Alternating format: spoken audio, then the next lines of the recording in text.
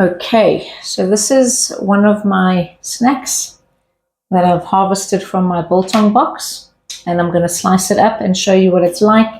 I definitely always choose the fattest cuts of meat to age as my snack, and this is how it comes. This is salt and pepper only for me, and it's been aging for 3 days now, and that's how I like it, really soft and semi-wet.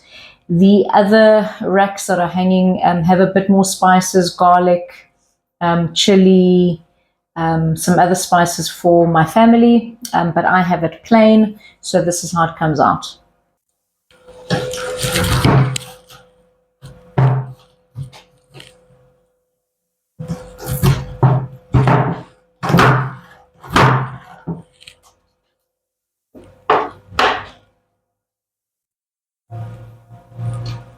And there we go, my homemade biltong, pretty fatty.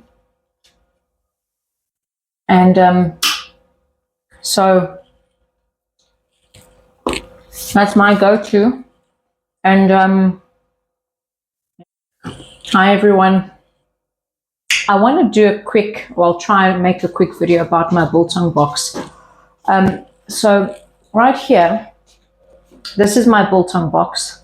As you can see, I've got beef aging inside a dryer, and you'll see a few racks here that I'm aging. This is my piece. It's just rump that is salted. And then I've got, if I can just pull it out here, I've got a few other pieces here that you can see have quite a bit of spice on them for my family. And I want to talk to you a little bit today about what I'm doing, why I'm doing it, and the costs behind it. So let me just sit down and I'll get into this video. Okay, so I just showed you my biltong box that's behind me, where I age beef jerky. Is the way a lot of the world knows it, but it's not jerky. I've heard that biltong is way better than jerky.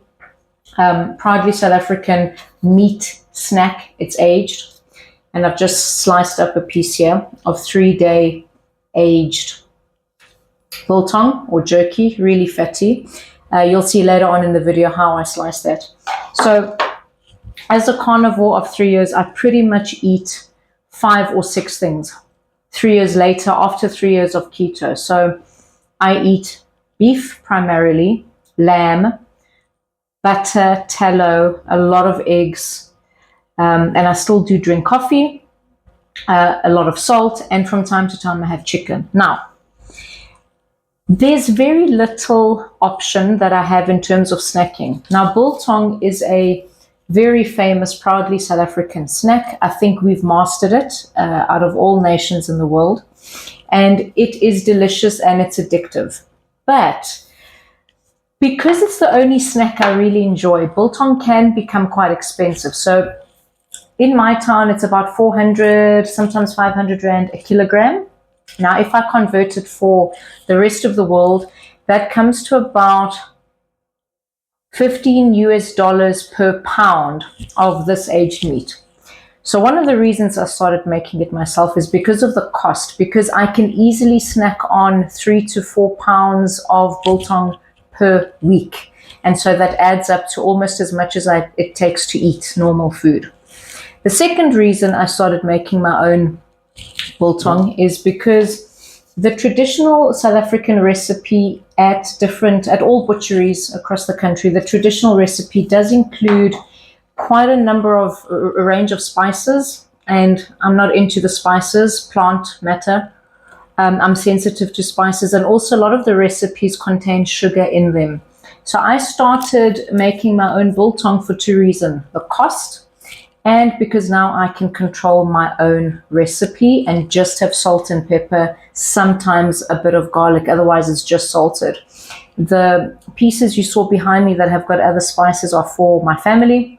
I mean, we eat a lot of biltong, so they eat normal biltong and they're not sensitive to the spices, but I'm able to leave out the sugar and all the other sauces that sometimes come with it. So now that I make my own, Biltong is normally made with the round of a beef cow, silver side or top side. This week I made my biltong with rump because it was on special, and now from spending about $15 a pound, the cost of making my own is now about $4 to $5 a pound, or 150 Rand a kilogram in South Africa instead of 500 Rand a kilogram in South Africa. So I've pretty much cut it down by about a third, and I'm able to make as much as possible and control the recipe so that it doesn't bother me. So it's 2 to 3 days aged beef. It's delicious. I can't get enough of it. Look at that fat. And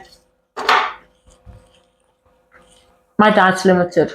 I'm a carnivore. I snack. Love biltong. It's cheaper this way, and I can control the quality. Let me know if you've ever tried or if you've got any questions.